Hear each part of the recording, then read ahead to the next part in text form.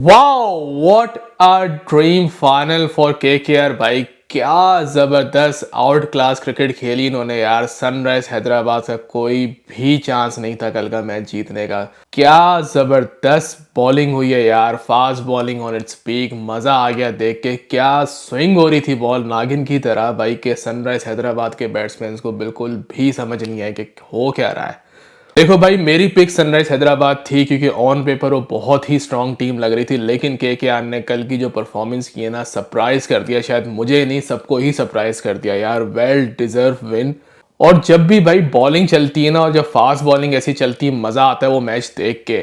खैर, hats off to KKR भाई, well deserve. Congrats to all the fans teams. Shahrukh Khan भाई, जीत गई आपकी टीम, मुबारक हो आपको, थर्ड टाइटल जीत गई है वो। और एक बहुत ही अच्छा गुड साइन भी है भाई इंडियन क्रिकेट के लिए, सुरेश अय्यर के लिए, कि भाई कि वो एक अच्छे कैप्टन भी साबित हो सकते हैं आने वाले वक्तों में इंटरनेशनल लेवल पे।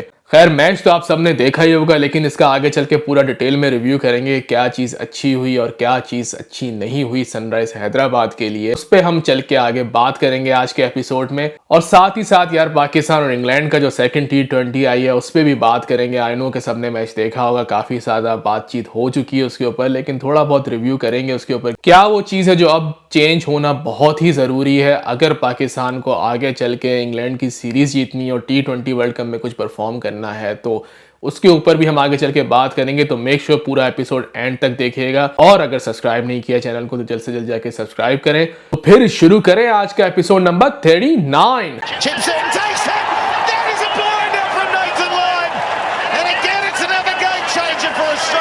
भाई, सबसे पहले तो मैं बात करूंगा मिचेल स्टार्क की। यार क्या बॉलिंग कराई, क्या ओपन स्पेल कराया भाई। 2 विकेट्स पिक की और क्या बॉल घूम रही थी यार, क्या स्विंग करा रहा था। बिल्कुल राइट टाइम पे बंदे ने आके फॉर्म पकड़ी है भाई। और क्या जबरदस्त बॉलिंग कराई है कल उसने। और ये एक बहुत अलार्मिंग सिचुएशन भी है बाकी सारी कंट्रीज के लिए कि भाई स्टार्क आ गया फॉर्म में और आने वाला है T20 वर्ल्ड कप। और अगर ऐसी ही बॉलिंग इसने T20 वर्ल्ड कप में कराई तो बहुत मसला होने वाला है बैट्समैन के लिए। जैसा मैं हमेशा कहता हूं भाई, T20 जो है ना, पावर प्ले का गेम है। जिस टीम ने वो बैटिंग कर रही हो या बॉलिंग कर रही हो, जिसने वो कैपिटलाइज कर लिया पावर प्ले, वो भाई मैच जीत जाती है। और कल केकेआर ने सही मायनों में कैपिटलाइज किया पावर प्ले को। यार क्या बॉलिंग की, और नजर आ रहा था कि भाई कि पूरा स्टडी कर आए हैं ईच एंड एवरी बैट्समैन के ऊपर कि इनको कैसे आउट करना है, क्या किसकी क्या कमजोरी, किसको कहाँ बॉल करानी है। और बहुत ही जबरदस्त एग्जीक्यूट किया पूरा प्लान। यही एक चीज बहुत जरूरी होती है जब आप ऐसे फाइनल खेल रहे हो। और भाई ऐसा फाइनल आई थिंक हो ही नहीं सकता था। बेस्ट टीम दोनों एक दूसरे के सामने थी। सनराइज हैदराबाद ऑन पेपर बहुत स्ट्रांग टीम, केकेआर इस टूर्नामेंट की बेस्ट टीम चल रही थी शुरू से लेके एंड तक भाई। Well deserve win for KKR. Star के अलावा भी जिस बॉलर ने भाई बॉल पकड़ी हाथ में, उसने अपना पूरा काम प्रॉपर किया और अच्छी बॉलिंग कराई है। रसल ने एंड में 3 विकेट्स पिक किया। क्या रैपअप किया उसने सनराइज की पूरी इनिंग्स को यार। कल उनके बैट्समैन को कुछ समझ नहीं आ रहा था कि हो क्या रहा है, बॉल कहां से कहां आ रही है, कहां चल रही। बिल्कुल ही वो क्लूलेस कल नजर आए। किसी भी एक बैट्समैन ने आके कोई एक अच्छी इनिंग्स नहीं खेली कल के लिए भाई। देखो, सनराइज का मैंने कहा था ना कि उनका जो टॉप ऑर्डर है उसके ऊपर पूरी की पूरी बैटिंग लाइनअप रिलाई करती है। अगर हेड और अभिषेक एक अच्छा स्टार्ट ना आते और पावर प्ले को यूटिलाइज ना करे तो भाई इनका जीतना फिर हो जाता है बहुत मुश्किल। और वही एक चीज जबरदस्त की केकेआर ने, के आके सबसे पहले इनकी विकेट्स उठाई। मैं यही कहता था हर मैच में, जो भी टीम सनराइज के खिलाफ खेल रही कि भाई इनका टॉप ऑर्डर उड़ा दो, ये शुरू के 2 बैट्समैन उड़ा दो, पूरा गेम आपका बन जाएगा। आई नो कि क्लासन है एक मिडल ऑर्डर में जो गेम चेंज कर सकता है, लेकिन इस पूरी सीरीज में क्लासन की सिर्फ एक ही इनिंग है जिससे वो पूरा गेम वो जीत के चला गया था सनराइज हैदराबाद के लिए। उसके अलावा हर गेम जो जितवाया है वो अभिषेक और हेड ने ही जितवाया है बैटिंग साइड से। यार जब इतना कम स्कोर हो तो यार फिर बैटिंग तो जबरदस्त होनी ही होनी थी केकेआर की तरफ से। बहुत ही जबरदस्त इनिंग जो एक बिल्डअप की और पूरा मैच जो बनाया वो गुरबाज ने बनाया भाई। बहुत ही अच्छी इनिंग खेली, 39 रन उसने बनाए।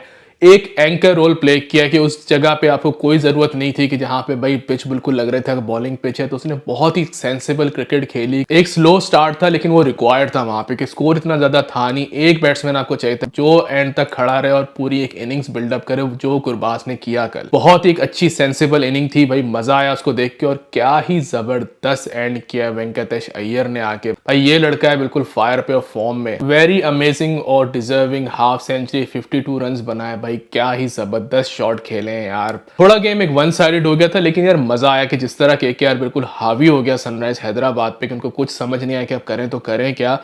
ऐसा अगर कभी फाइनल हो तो मज़ा आता है देख के। डजेंट मैटर कि वन साइडेड है, लेकिन ये है कि भाई जो विनिंग टीम होती है या जो जीत रही होती है, जिसका गेम पूरा कंट्रोल में होता है, उसके जब आप एग्जीक्यूशन देखते हो कि किस तरह उन्होंने प्लान एग्जीक्यूट किया, वो देख के बहुत ही मज़ा आता है। और क्रेडिट जाता है गंभीर को भी, उसने एक बहुत अच्छी प्लानिंग की यार। लाइक आई नो कि काफ़ी गंभीर को बुरा भला कहा जाता है just because of his media appearances, लेकिन यार भाई बैकग्राउंड में उसने बहुत अच्छा काम किया, बहुत अच्छा है। केकेआर को पूरा प्लेटफॉर्म बना के दिया है फाइनल के लिए, मजा आया देख के। Congrats to KKR once again. भाई पैट कमिंस के लिए बस अब एक ही टाइटल रह गया था जीतना, वो जो था आईपीएल का, जो वो नहीं जीत सका। बाकी सब कुछ अपनी लाइफ में अचीव कर लिया। खैर better luck next time, final तक भी पहुंचाया टीम को, बहुत अच्छी अचीवमेंट है। चले बात करते हैं पाकिस्तान और इंग्लैंड का जो सेकंड T20I मैच हुआ उसके ऊपर।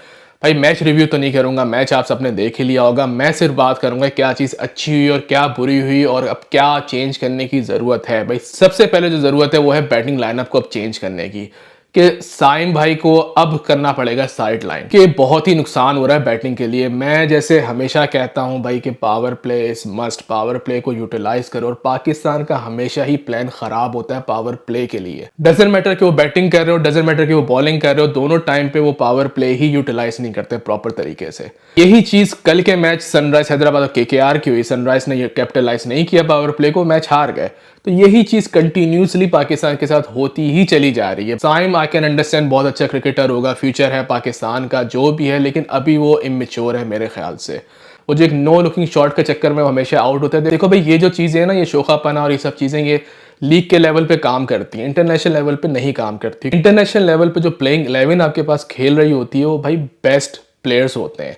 उनको पता होता है कि इस बैट्समैन को कैसे आउट करना है। डजंट मैटर कि आप अपना फेवरेट वो नो लुकिंग शॉट खेल रहे हो, तो वहीं पे ही वो आपको पकड़ लेते हैं कि भाई इसको आउट कैसे करना है। डजंट मैटर आप 3 छक्के मार लो, चौथी बॉल पे आपको आउट कर लें, क्योंकि उनको आपकी कमजोरी पता चल जाती है कि आपने क्या करना है। तो इंटरनेशनल लेवल जो है ना, वो डिफरेंट बॉल ऑफ गेम है। उसके लिए आपको एक स्किल मेंटली स्ट्रांग होना ही पड़ता है। उसके अदर हैंड जो आप फखर को आपने बिठाया हुआ है कि उसको आप 2 डाउन लेकर आ रहे हो, वो उसके लिए यूजलेस पोजीशन है। क्योंकि आपने यही देखा होगा कि भाई जब 2.3 ओवर में हमारे पास सिर्फ 13 रन थे और 2 विकेट जा चुकी थी, उसके बाद फखर आया, उसको कुछ ओवर मिले पावर प्ले के, उसमें उसने पूरा गेम ही चेंज कर दिया था, एक प्लेटफॉर्म ही बना दिया था कि भाई यहाँ से मैच जीत सकते हैं।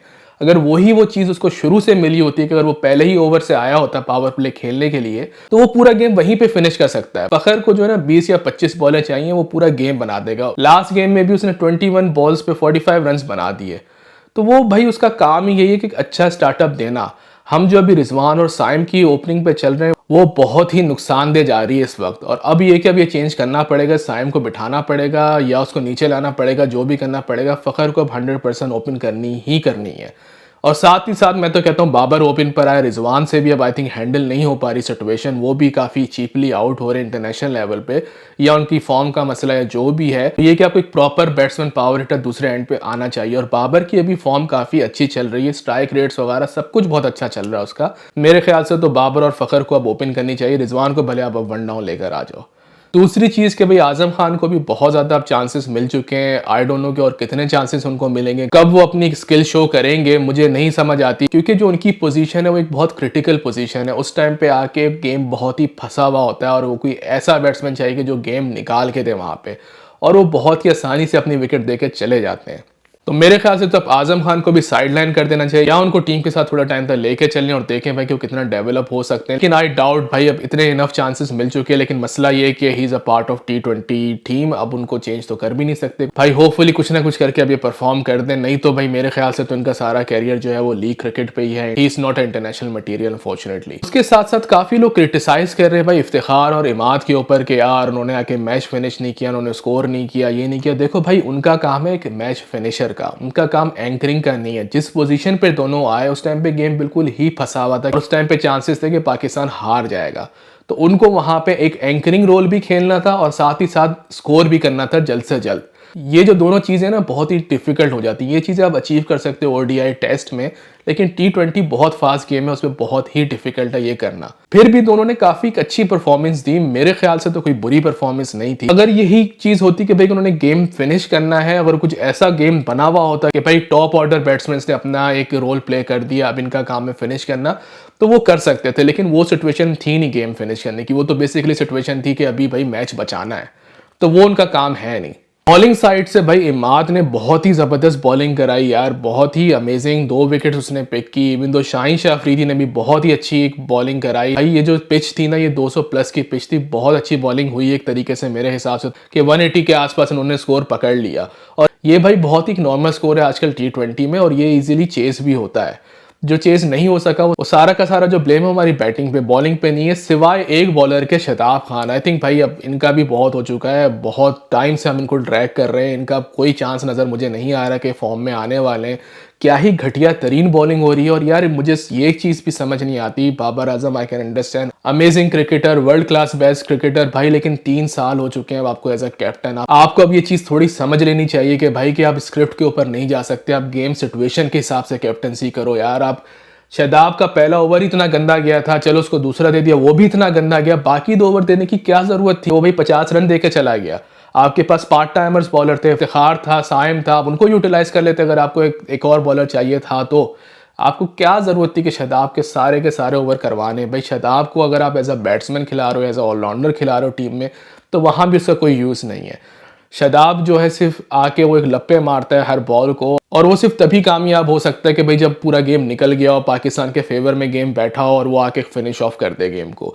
जहां सिचुएशन होती क्रिटिकल की, वो नंबर 4 पर आया, बहुत एक इंपॉर्टेंट पोजीशन होती है बैटिंग लाइनअप में, तो वो वहाँ का प्लेयर नहीं है। आई डाउट लीग्स में या PSL में वो परफॉर्म कर लेता है, लेकिन इंटरनेशनल लेवल पे आई डाउट के ही विल परफॉर्म। खैर कुछ नहीं पता, आगे चल के 1-2 इनिंग उनकी अच्छी आ जाए और सब बोलने लगे भाई ये तो बहुत जबरदस्त है, अच्छा हुआ इसको टीम में रखा, लेकिन वो ऐसे 1-2 इनिंग्स ही होंगी हेयर एंड देयर, वो कोई ऑन गोइंग बेसिस पे नहीं होंगी। खैर अब शादाब को भी थोड़ी शर्म आनी चाहिए, बोलना चाहिए भाई कि मैं आउट ऑफ फॉर्म हूँ, मुझसे परफॉर्म नहीं हो रहा, किसी और को पिक करो। अगर आपको स्पिनर, स्पेशलिस्ट स्पिनर चाहिए तो अबरार को लेकर आओ। सेकंड थिंग भाई, वही कैप्टनसी माइंडसेट के भाई, अगर इमाद एक अच्छी परफॉर्मेंस कर रहा था बॉलिंग पे, 1 ओवर के बाद उसको आपने चेंज कर दिया, हालांकि उसी ओवर में उसने विकेट भी पिक की थी। मैं अगर एज अ कैप्टन खेल रहा था तो मैं तो 4 के 4 ओवर उसको करा देता, जैसा कि इंग्लैंड ने किया मोइन अली के साथ, 3 ओवर उसको लगातार करवा दी, क्योंकि उसने अच्छा एक स्टार्ट दिया था बॉलिंग में। यही एक चीज होती है शार्प कैप्टन के लिए कि जो कैपिटलाइज करनी पड़ती है। सेकंड चीज के भाई, जब रऊफ नई बॉलर का, पावर प्ले का बॉलर नहीं, तो उसको आपको क्या जरूरत है कि आप उसको पावर प्ले में लेकर आओ? आपके पास और भी ऑप्शन है। ठीक है आमिर से परफॉर्मेंस नहीं हुई, वो इतना ज्यादा इफेक्टिव नहीं हुआ पावर प्ले में, तो आप लाइक शाहीन और इमाद से भी कंटिन्यू कर सकते थे। डोंट वरी अबाउट के भाई 19-20 ओवर कौन कराएगा। आप सारा फोकस करो कि हमें ये 6 ओवर में गेम जीतना है। अगर 3-3 ओवर इमाद और शाहीन के होते, वहां पे 2-3 विकेट्स वो और पिक कर ले, तो गेम वहीं पे रैपअप हो जाता। क्योंकि अब रऊफ की बॉलिंग देखो, जब वो डेथ ओवर में आता है, वो डेथ ओवर का स्पेशलिस्ट है, जब वो डेथ ओवर में बॉलिंग कराने आए तो बहुत ही जबरदस्त बॉलिंग उसने कराई, 2 विकेट्स भी पिक की और काफी उसने रिस्ट्रिक्ट किया इंग्लैंड को स्कोर करने के लिए। नहीं तो जिस पेस से वो जा रहे थे तो 200 प्लस इजीली कर लेते। तो मैं उस पर रऊफ को तो कोई ब्लेम नहीं दूंगा, लेकिन वही सारी बात है कि ये चीज आपको समझ में आनी चाहिए कब किस बॉलर को कहां पे यूटिलाइज करो। ऑन पेपर हमारे पास सारे स्टार्स टीम में बैठे हुए हैं, अब हमें थोड़ा सा बोल्ड डिसीजंस बनाने पड़ेंगे और थोड़ा सा भाई दिमाग से क्रिकेट खेलनी पड़ेगी। स्किल्स जो है सब प्लेयर्स के साथ हैं, अब आपको बस एज अ कैप्टन ये देखना पड़ेगा किसको मैंने कहाँ यूटिलाइज करना है। सीखे भाई, अब आगे भी जो आने वाले मैचेस रह गए इंग्लैंड के साथ, होपफुली कुछ एक अच्छी परफॉर्मेंस देखने को मिले। ये जो सेकंड T20 आया था, ये इजीली पाकिस्तान जीत सकता था, हालांकि बहुत क्लोज भी हम लेकर आए, 160 तक लेकर आए, बहुत ही क्लोज लेकर आए। और ये एक ही वो था कि अगर मिडल ऑर्डर में आके ये आजम या शादाब ये कुछ स्कोर कर लेते तो ये मैच जीत जाते। तो वो जो एक मिडल ऑर्डर खराब हुआ है, उसी वजह से ये सारा गेम हम हारे हैं। और वो ये कि वो शुरू से जो स्टार्ट हुआ है ओपन की साइड से, साइम ने कुछ परफॉर्म नहीं किया, रिजवान ने कुछ परफॉर्म नहीं किया, तो सारा प्रेशर आ गया फ़खर और बाबर ने। उन्होंने एक अच्छी इनिंग भी बिल्डअप की, लेकिन एक फिर अगेन मिडल ऑर्डर पे आके आपको कोई सपोर्ट नहीं मिली। फिर आके लोअर ऑर्डर पे इमाद और इफ्तिखार ने एक इनिंग बिल्डअप की, लेकिन एक वो कैरी ऑन नहीं कर सके। फिर ये सारे फ्लॉस तो हर एक फैंस को नज़र आ रहे हैं और हर किसी को पता है कि क्या चीज़ चेंज होनी चाहिए। तो होपफुली अब पाकिस्तान क्रिकेट बोर्ड और पाकिस्तान टीम भी इन चीज़ों को समझे और अब प्रॉपर डिसीजंस बनाए। भाई अब T20 वर्ल्ड कप कुछ ही दिनों में शुरू होने वाला है, तो होपफुली हमें एक अच्छी क्रिकेट देखने को मिले और होपफुली पाकिस्तान परफॉर्म करे इस दफ़ा। आज के एपिसोड में इतना ही कुछ था, मैं आपसे मिलूंगा अब नेक्स्ट एपिसोड में। चैनल सब्सक्राइब नहीं किया तो जल्द से जल्द जाके सब्सक्राइब करो ताकि आपको ऐसी अप टू डेट इन्फॉर्मेशन मिलती रहे। Take care of yourself, I will see you next time. खुदा हाफिज़।